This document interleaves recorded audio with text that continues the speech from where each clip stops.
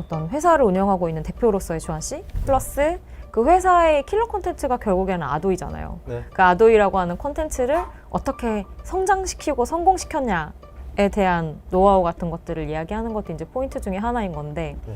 그러니까 기본적으로 이제 최근에 아도이의 음악에 대해서 많이 이야기하는 게 신스팝 네. 그리고 이제 뭐 시티팝 무드의 음악이라고 이야기들을 많이 하는데 이런 음악적인 접근은 어느 정도는 아도이라는 팀의 성장에 있어서 좀 고려된 부분이 있을까요? 네, 당연히 있어요.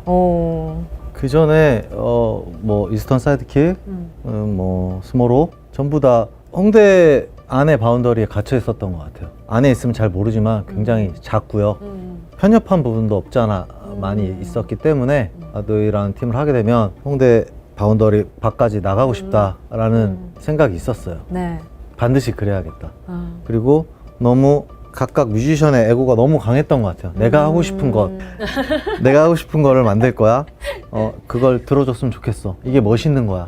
라고 했다면 아도이라는 음악을 작업할 때는 팝적인 걸 하고 싶었던 것 같아요. 그 기본에 그게 있었고 일단 팝적인 걸 하고 싶었고 이제 커버 자체가 연속성, 브랜딩의 연속성이죠. 왜 명반들 보면은 이렇게 연속성을 가지고 있는 팀들이 있잖아요. 브레이크봇도 그렇고 그다음에 뭐 다프트펑크도 그렇고 그다음에 뭐 레이블로 치자면 ECM 레이블들도 어떤 일관성을 그렇죠. 가지고 있잖아요. 그런 컬러감을 좀 부여하고 싶었고요. 마침 옥수철 작가랑 개인적인 인연이 있어서 그런 썸네일이 되게 중요하잖아요. 어쨌든 음악 그리고 썸네일로 거의 뭐 그 순간적으로 판단된다고 맞아요. 하는 시대니까 그게 거기에 중요성을 모두 알고 있을 거예요. 음악 하시는 분들도. 근데 이제 저희는 좀 더 많이 보고 연구를 해서 이렇게 가자라고 결정을 내렸고 그게 젊은 친구들한테 주요했던 것 같아요. 초창기 아도이의 굉장히 강력한 무기였던 것 같아요. 남들이 갖고 싶어도 가질 수 없는 무기를 어쨌든 저희는 갖게 되었던 거고 또 음악 스타일도 너무 좋았고 이거 제가 입으로 말하기 너무 그러네. 아도이의 붐업의 어떤 발판이 된 네? 에스크 공연을 하실 때도 사실은 섭외한 밴드들이 음악적 스타일이 흡사하다고 할 수는 없잖아요. 흡사하다고는 할 수 없죠.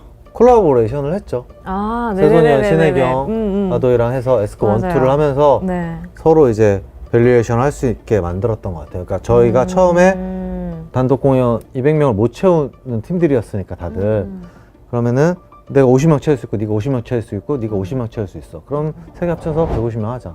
그러면 우리를 몰랐던 나머지 100명들이 생기는 거니까 각자 그치. 그렇게 해서 뭐 이틀 3일 공연을 했던 그런 식으로 이제 콜라보레이션을 꾸몄던 것 같아요. 공연 그런 거는 주한 씨가 제안을 했어요. 제가 같이 이제 공연을 하게 된 거죠. 그 공연에 대한 뭔가 피드백이 좋았나요? 뭐 여러 면에서. 엄청 어땠어요? 단계가 올라갔던 것 같아요. 인지도죠. 아무래도 어떤 무브먼트를 만들어낸 거니까. 아 이런 팀들이 있었네. 네. 와. 그게 근데 사실 산술적으로 보면 그게 맞는데 네. 뭐 50, 50, 50 합치면 150이 되고 150이 이제 좀 더 뭐 주위 사람들 네네네. 들으면 300이 되고 네. 근데 사실 현실적으로 그게 그 공식이 완전히 맞아 들어가지는 않잖아요. 근데 네. 일단 그래도 하는 게 더 중요한 것 같아요. 아... 그렇게 산술적으로 될까 고민하고 주저하는 것보다는 네. 확신이 섰고요. 저는 일단. 그리고 이제 아도이가 5월 달에 사실 앨범이 나왔었거든요. 5월 네. 17일 날. 정확히 2017년 5월 17일 날 나왔는데 5월, 6월, 7월, 8월이 4달이 가는 동안 반응이 없었어요. 너무 그때 힘들었어요, 사실. 아, 그랬어요? 정신적인 고통이 엄청났어요.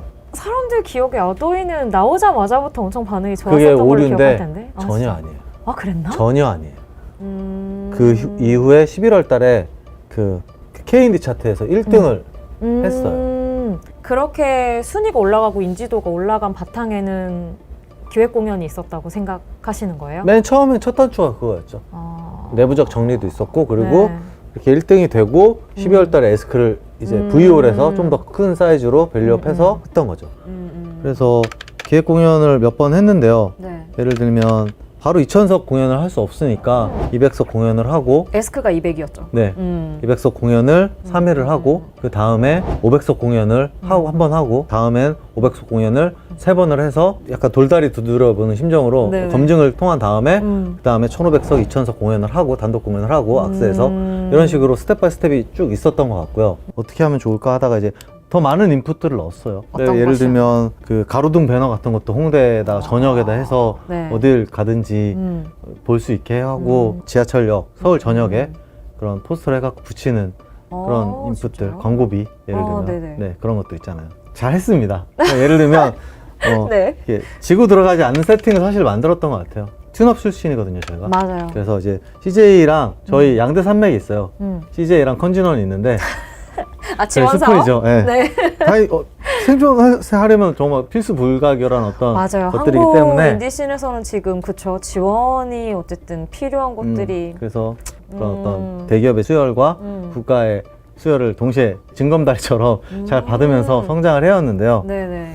공연장 대관료 같은 부분들을 이제 부담을 좀 낮출 수 있었죠. 그래서 이제 저희가 조명이나 연출에 좀 더 투자를 할 수 있는. 있었고 또 이제 수익을 남기는데도 좀 더 용이했던 어떤 그런 세팅이었던 것 같아요. 뭔가 무모하게 막 성공해야지 뭔가 이런 추상적인 게 아니라 비즈니스적인 단계를 밟아가는 마음속에 좀 룰이 있으신 것 같다는 느낌이 들어요. 데이터가 중요하니까요. 결국엔 데이터 기반인 거고 수치들을 무시할 수가 없으니까요. 예전에 네. 뭐 내가 좋으면 아, 이 음악 진짜 좋아. 근데 그게 멜론에서 좋아요가 뭐 100이 눌리든 50이 눌리든 신경 안 썼어요. 근데 지금은 어떤 구독자 수 유튜브 그 멜론 좋아요 수로서 어떤 가치 평가가 된다라는 걸 알고 있기 때문에 네. 외부적인 클라이언트들이 아, 그쵸. 조금 슬픈 얘기인데 네. 현실이니까요. 뭐 SNS 팔로워 수. 뭐 네, 이런 그렇죠. 거 뭐 시작해서. 인스타그램 팔로워 수로서 어떤 그 사람의 어떤 개런티가 책정되니까. 네. 물론 그 팔로워 수에 따라서 사람이 구분되어지진 않아요. 많더라도 구린 사람이 있고 그쵸. 인스타그램 아예 안 하지만 정말 멋있는 사람이 있고 네. 저희 멤버 정다영처럼요. 당연히 모든 어떤 스포티파이 광고, 유튜브 알고리즘 네. 그런 것들이 다 데이터고 어디에 뭐가 있고 누가 잘하는지 어디에 더 가능성이 있고 어디서 니즈가 있는지 당연히 알아야 되고 거기에 인풋을 어떻게 더 넣어야 되는지에 대한 판단을 하려면 데이터에 대한 개념이 당연히 있어야 될 것 같아요.